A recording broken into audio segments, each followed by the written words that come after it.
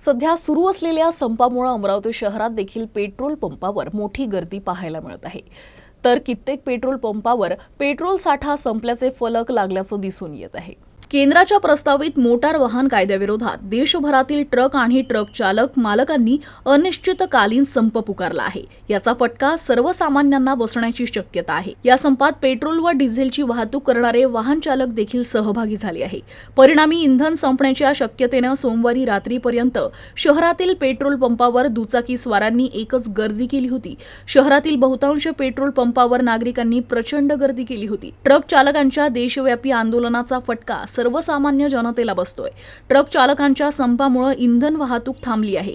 त्यामुळे अनेक पेट्रोल पंपावर इंधनाचा तुटवडा जाणवू लागला आहे। यातच काही पेट्रोल पंपावर इंधन नसल्याचं चित्र निर्माण झालं आहे।